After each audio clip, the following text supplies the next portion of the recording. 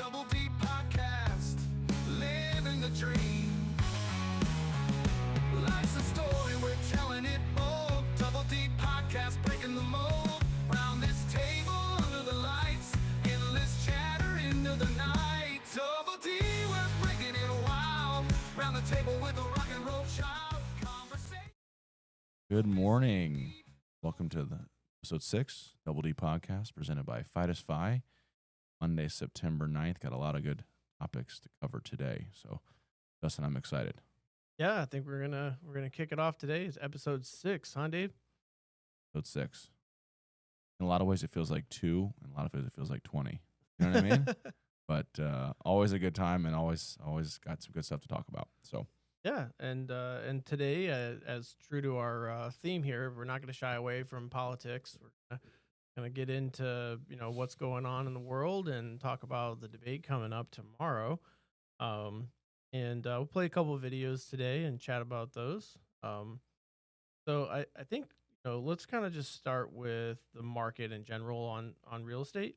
We have seen a pretty good interest rate cut in the last, I would say, 3 weeks or so, but the market really hasn't showed us anything good yet. We've had a lot of new listings coming online, and a lot of markets are just not doing that well.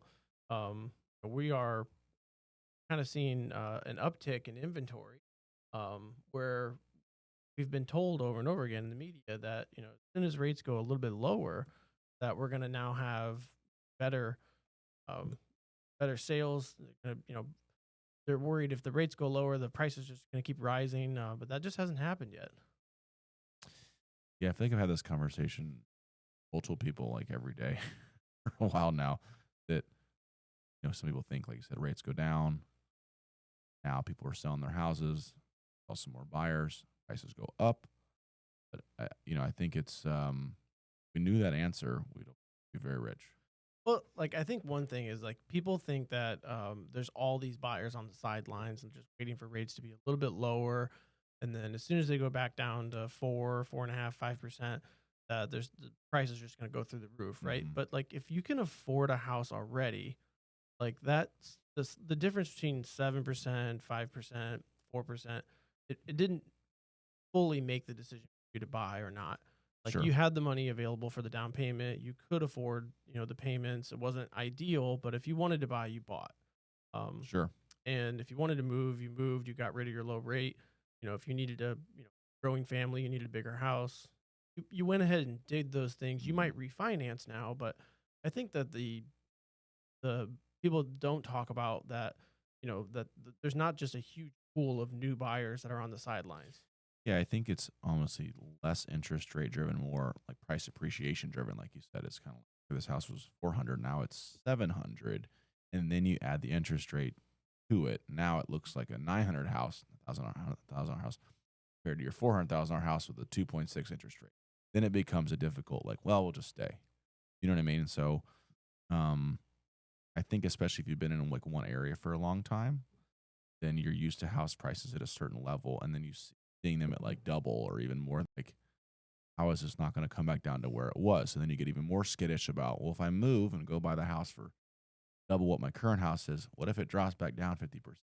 You know what I mean? So it's, I think, just a lot of factors that people are weighing. But I agree with you that if you really needed to move and you needed the space, you just figured it out and you just did it anyway. So I know we talked about this offline a few weeks ago, is that there probably aren't that just tons and tons of buyers sitting on the sideline with all this extra money. There's itching to get into houses. So kind of like when we talk about the housing shortage, it's kind of like, is there that much of a housing shortage? Yeah, I think that's the the general like an economist will tell you oh, America is so short on new construction, and we finance new construction here for work. So that there certainly is less inventory than we could absorb. And so that has propped up prices for a long time, having less inventory available, and people are kind of having to make a quick decision and buy what is available.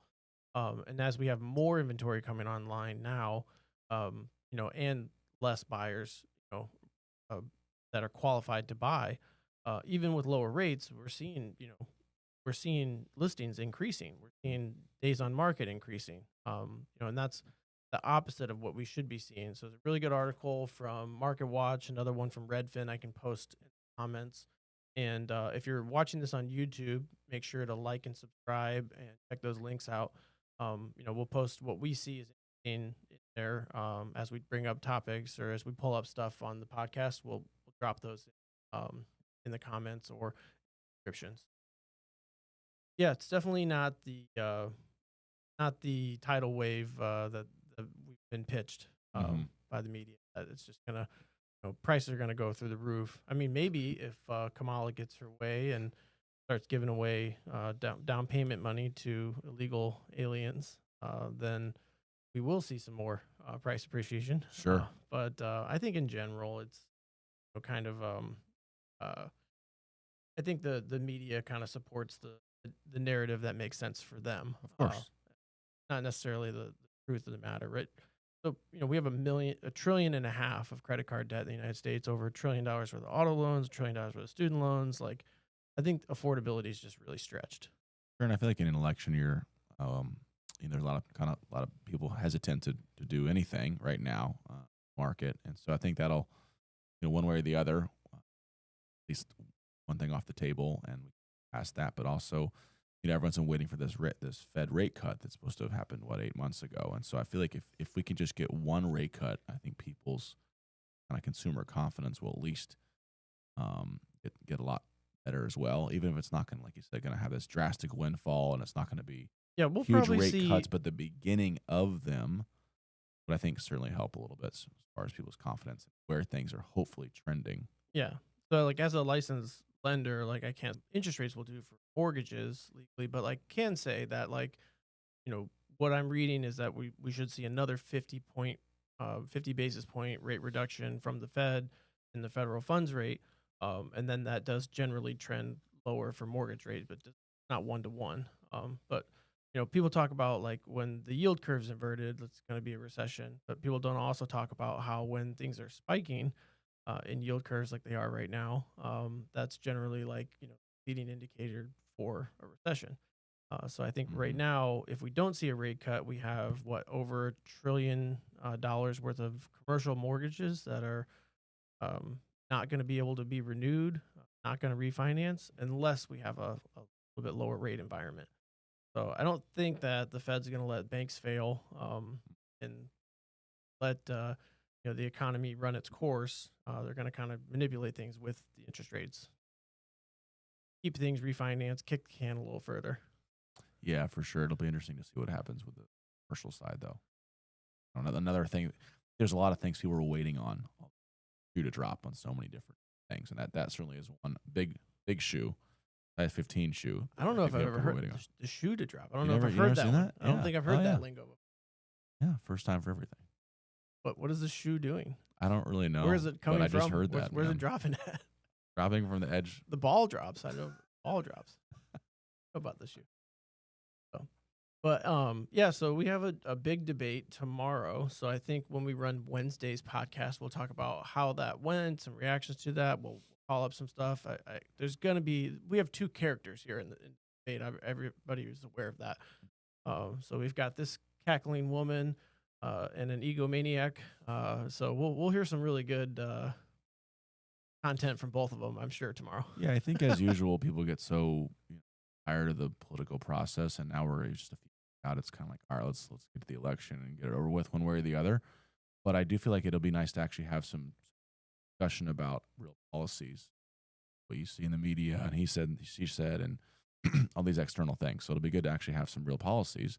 Maybe people can make a more educated decision based on what they're actually saying they're going to do. And hopefully she'll be ready because she's probably had the questions for 2 weeks in advance. Yeah. So because the ABC debate, she declined to do the Fox debate.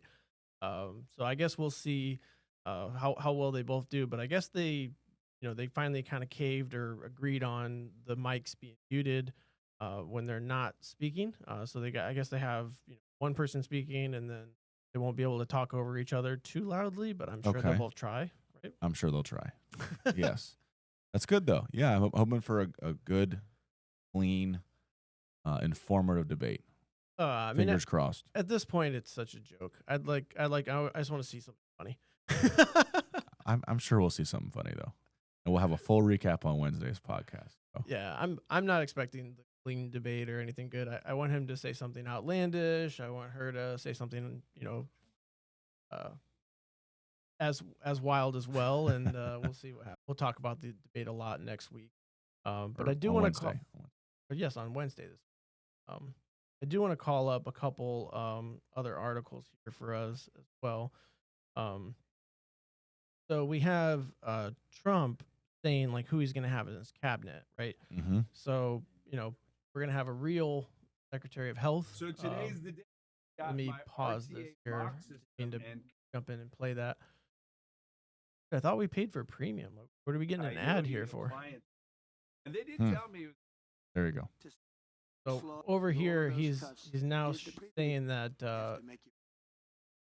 he'll have Elon basically leading a division that like is auditing government spending.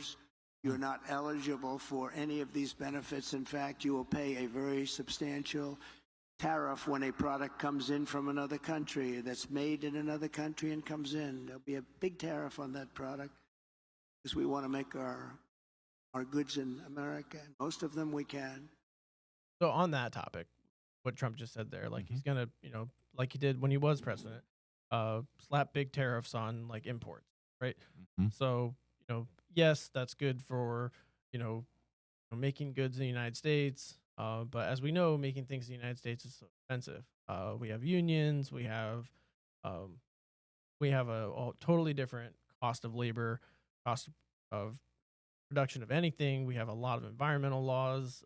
It's cheaper to make it overseas, ship it all the way across the world 2 times, and then bring it here to the United States for us consumers. So is it really going to be better for everybody if we're paying that much more for goods as they come in? You make a fair point, though. Is it like, eventually those costs are going to get passed down to the consumer, and if like everything else is already much more expensive. So like you said, when you think of like your daily life, the things you're buying, how positive is that tariff? You know what I mean? And so yeah, is it really sounds good, made in America and whatnot, but reality as it affects your pocketbook, I don't know. Is it really fixing anything though? Like, is that going to actually materially like fix any problem, or is that just kind of short term going to make it slightly better for us to buy some goods here in the United States while other countries kind of figure out a way to make their costs a little bit lower to bring it back to us a few months later?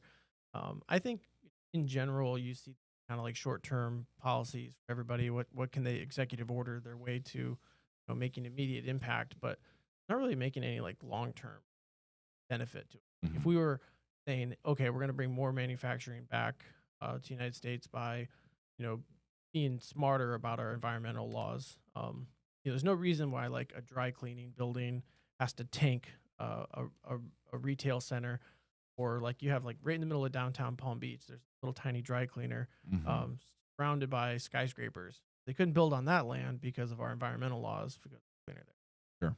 It's like we need to have better like environmental laws here. Like take care of the environment. That's one thing that I think a lot of people knock Trump for. That like we didn't, yes, we dropped out of Paris climate, whatever, board, I guess it's called. And we're whether or not that's a corrupt organization and something we should have been part of, but we are constantly making short-term, quick decisions, like slapping tariffs on other countries for goods. It doesn't really fix anything, I don't think. I think that's not really going to benefit us long-term.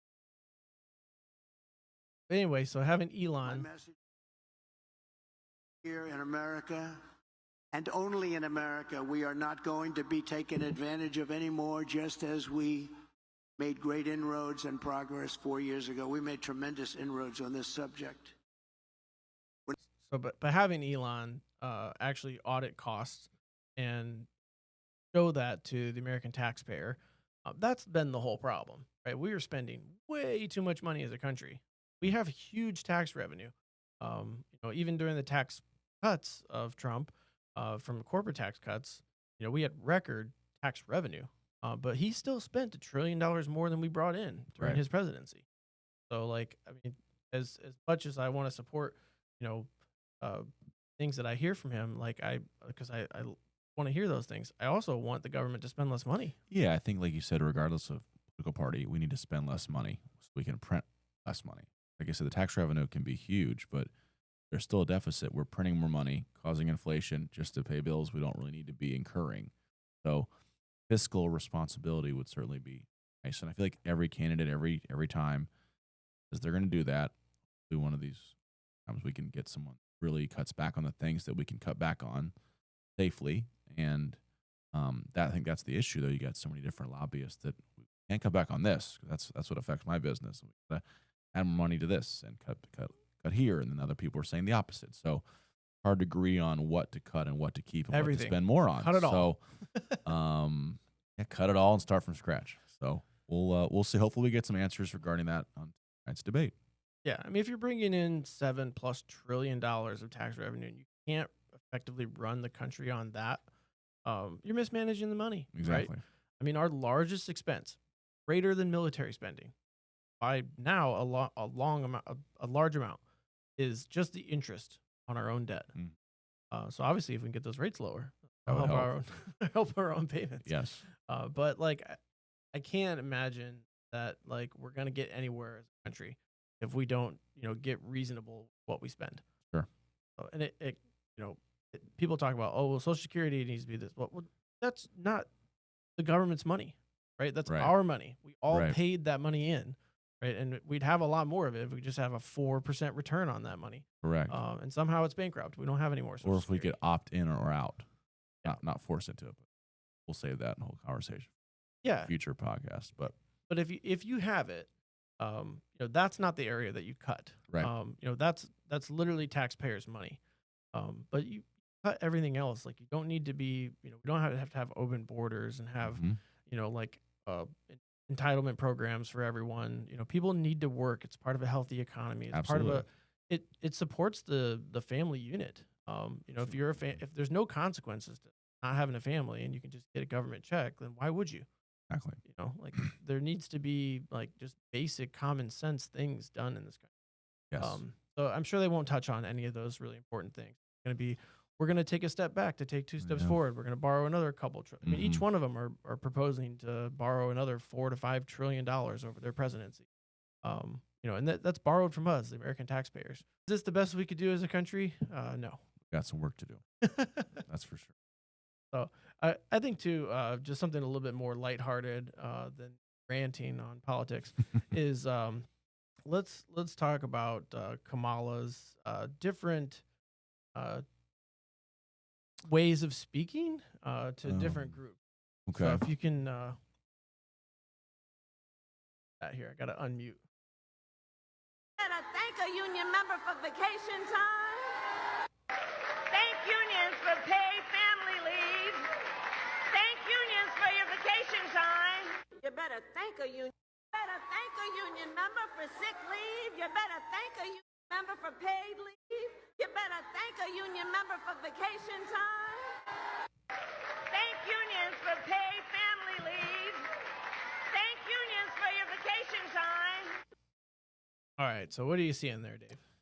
Definitely some differences in her accent and the way she's speaking a little bit. Now, maybe as usual, it seems to be there's just another coincidence, but it does seem a little bit odd that same person is speaking very differently. Matter of maybe the same day even. If not, oh, here we go. 5 hours apart. Yeah. So she's So- in Detroit earlier, Yeah. and you better thank a union. And then Maybe she didn't get a nap on the plane from location to location, so her voice changed. I don't know, but it seems odd Yeah. to me. Well, I think that there's pandering, there's, like where, you're just kind of like you're talking to your crowd, and I think everyone's guilty of like talking to different friend groups differently. Like, like you're playing basketball with like one crew and maybe you're like dapping up each other and like, like your attitude's a little different. The way you're speaking is a little different than like, the guys that you go hunting with. Sure. It's just handshakes and, fist bumps and a little different, but I think she's really overdoing it. I agree with you. Yeah. Seems to be a little bit overdone. Yeah. And I just like for the leader of the free world, like, from either candidate, like you see Trump, is just kind of like off the wall all the time anyway. But to see that these are the two people that we've got together here, there's going to be great content for sure. Isn't it every election though? We're always like, if these are the two best people we've got, we're in trouble. I feel like we literally say that every time. So we're gonna keep saying it probably though. In I don't in foresee our that ending. lifetimes, I Yeah. think certainly, those have been my thoughts pretty much every year. I'm Yeah. like, oh God, this guy's bought by whoever, and on the other end, it's a total socialist. So For sure. I think on this go around, we have a total socialist, somebody who's not necessarily bought, but also more of an extreme person. So I just kind of hope that everybody can not get so divisive. Because as things get tough, like it makes nothing better to be, like For sure. for our own friend groups and things. Like if we all have different opinions on who we want to vote for and stuff like that, if we can make America about what it's supposed to be about freedom, about And about difference of opinion and being able to have a discussion and respect each other at the same time. Sadly, that's kind of lost. We're not all going to agree, but we can have a civil discussion about it and maybe learn something. Yeah, 100%. That's supposed to be like the core of being in America. Is supposed to let everybody have their own opinion that they're entitled to and the ability to speak about it free. So I'm glad, like on our podcast, like we don't pulling punches, not talking about certain subjects Sure. because we're afraid of the backlash of somebody in the comments that says, "Oh, these two white guys said this," or "These two guys said whatever." Like, we need to be over that as America, and understand the issues that are there, but like also like I think we should be able to talk openly about whatever it is that is funny. Like just because it's a sensitive topic, we're not China. Right. This is still America. Right. We can still You can talk say about things. Mm-hmm. Yeah. Mm-hmm. Yeah, one of her things that I think a lot of people giving her some backlash on is that about. I would love to hear your opinion about taxing unrealized gains. Certainly, be pretty detrimental to a lot of investment opportunities. I know even some ardent supporters of her have actually voiced disagreement with that. Your thoughts on that a little? Well, I think that, even in what I've said so far on the podcast, like we give way too much credit to presidential power, right? We created a country that's, first of all, a republic, not a democracy. So we are state-run, individual states, and we have 3 government bodies, right? And the president does not make all these laws, right? So Trump saying, "I'm going to do this." Kamala saying, "I'm going to do this," like some of which they can get done by executive order, right? But like taxing unrealized gains is going to have to go through our government process. Going to have to pass by Congress and the Senate. These tax plans are not just going to get executive order their way to fruition. And I don't think there's a way that gets through. I think that is a BS talking point that, and other countries, I guess, have done this. I'm not up on where, but I did hear that other countries have kind of something effective this way. But that would decimate real estate, right? So Absolutely. the whole real estate game is deferring taxes and 1031s, and that would decimate like any stock investor. Absolutely. Like you're taking 100% risk on your principal. You could lose your principal.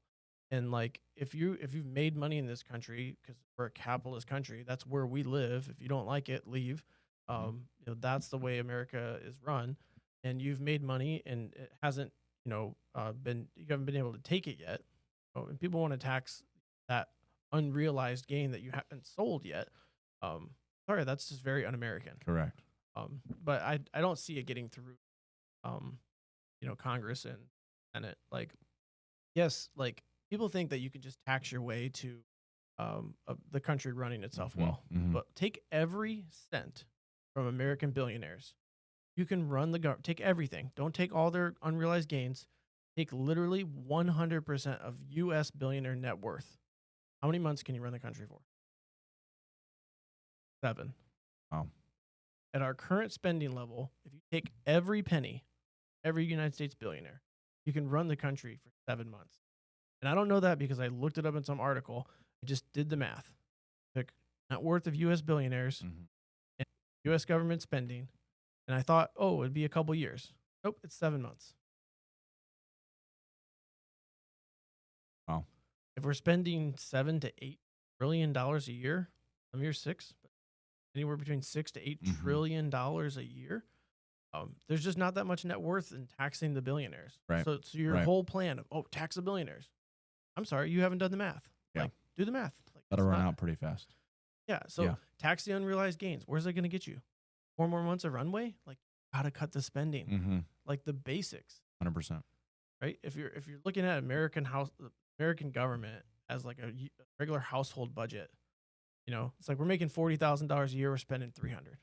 Right. Like what are we doing? Yeah. That the spending is the issue. 100%, man. Right on. So hopefully we can answers the debate about them all cutting spending. I'll eagerly await that. I don't think we're going to hear that. It's going to be about the border. It's going to be about healthcare. It's going to be And there are a lot of other issues, like you mentioned, too, but that is certainly a big one, the fiscal side of it. So I'll see. I think I have to be more careful when you ask me a political question. I just get all fired up and No, I think I'm like, do I the live math. in You haven't America. done the No, math. it's good. You run the numbers, and that's good. You have a concrete answer. So, but anyway, we'll be back on Wednesday for episode 7 of Full the Double debate D's podcast, breakdown. and we'll go over that. So, in the meantime, like and subscribe, and leave some comments. We'd love to hear what you guys think about the things we said. What were we wrong about? What do you disagree with? And maybe any future topics that people would like to hear. Yeah, too. And we'll be having some good guests on soon too. So, I think we'll it won't just be the two of us rambling and ranting on my here. Yeah, we'll have some experts on. Very good. Podcast.